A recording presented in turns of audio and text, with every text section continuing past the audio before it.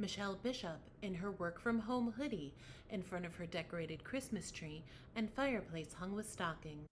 Hi everyone, welcome back to PAVA IRL, NDRN's video blog that shows you what PAVA priorities and practices look like IRL or in real life. I'm Michelle Bishop, the Voter Access and Engagement Manager at NDRN and naturally your favorite host of PAVA IRL, I assume. I am coming to you again live.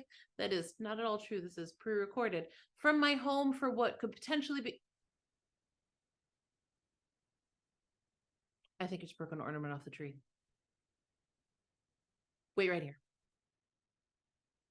False alarm. False alarm. All right. Thanks for waiting. For what could potentially be the last of our fireside chats started during the COVID-19 pandemic when we were working from home all of the time, and we're in the office part-time now. So I suppose it's silly for me to keep trying to find ways to squeeze my fireplace into the shot just to call this a fireside chat. Well, it's December. The tree is decorated. The stockings are hung. Happy holidays to you if you celebrate any of the many, many holidays rooted in different cultural and religious traditions that are celebrated around this time of year, whatever it is that you choose to celebrate. We wanted to touch base with you on behalf of the entire voting team at NDRN at the end of the year to check in and see how you're doing after two fairly chaotic election cycles and talk about what you want to see from us going forward. Ever since the 2020 election, all the way through the 2022 midterms, we've heard so much from voters all over the country about expansion in things they love, like curbside voting and Dropbox voting, and then reductions and prohibitions on things they love, like curbside voting and Dropbox voting. We've heard about concerns over long lines and refusal to accommodate people with disabilities who have to wait in them, right down to not even bringing them food or water. We've heard about polling places actually getting more accessible somehow during COVID-19 and drastic expansion in use of vote by mail and making vote by mail more accessible to people with disabilities by allowing them to return. Nope, I'm going to take that again.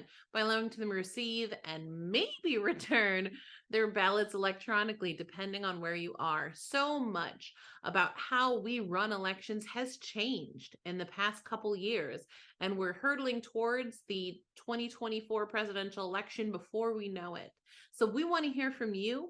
What are the training topics that would be most useful for you? The team right now is getting together and we're thinking about 2023 and we're looking ahead to 2024. And we want to know from you, what topics do you want us to address at virtual and in-person conferences? What topics do you want to hear about on webinars? What open discussions could we maybe have during PAVA office hours? What could we create blog or podcast episodes about that are going to be most useful for you? What are you hearing from voters? What are you seeing in your states and territories that you really want NDRN to address? And don't hesitate as well to ask us for resources you hope that we'll create and post on the task website or voterswithdisabilities.org. We want to do all that for you. So please, I know it's the end of the year. I know you've got a lot of work on your plates and you're trying to coast through the new year into January, aren't we all? But we'd love to quickly hear from you about what would be most helpful for you. So I will include my contact info in the show notes at the bottom of this episode, but please, at this really chaotic and magical holiday time, take a moment to think back over the past couple years of PAVA for you and let us know what it is that you want to see. And then we'll be back after the first of the year with a brand new episode, some more topics to cover, and excitingly, some new teammates to introduce you to. I'll leave you in suspense.